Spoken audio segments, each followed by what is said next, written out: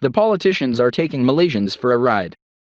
They are telling us that Prime Minister Muhyiddin Yassin no longer has 112 plus seats in parliament and hence he should resign immediately.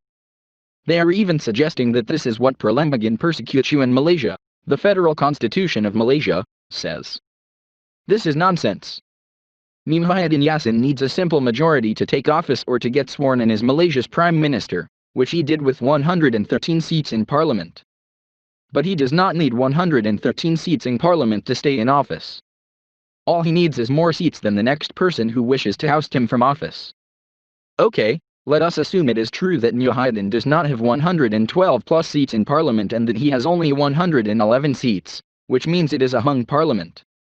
But that is not what we need to discuss. What we need to discuss who then has 112 plus seats.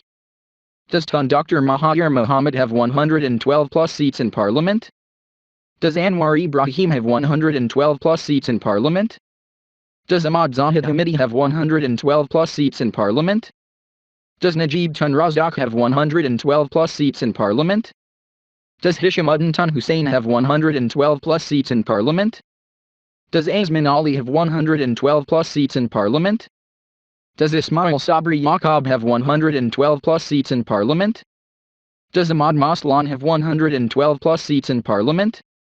Does Abdul Hadi Awan have 112 plus seats in parliament? Does Mat Sabu have 112 plus seats in parliament? Does Lim Kit Chan have 112 plus seats in parliament? Yes, who has 112 plus seats in parliament? Unless someone has 112 plus seats in parliament, Muhyiddin stays in office as PMA. And currently no one else has 112 plus seats in parliament, which means Muhyiddin does not need to resign from office, as the politicians are suggesting. Anwar Ibrahim claims he has more than 112 plus seats in parliament. He claims he has 130 to 135 seats. And he has 130 to 135 seats because the UMNO MPs support him.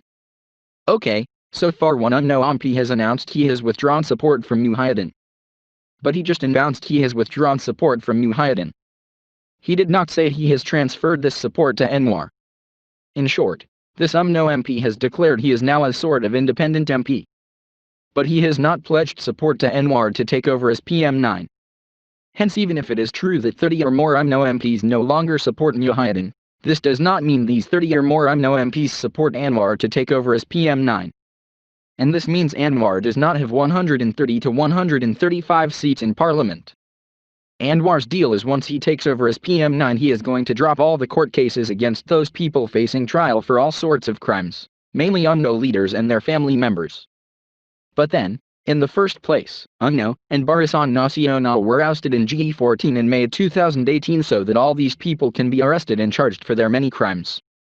That was the reason the voters voted for Pakatan Harapan and allowed them to take over.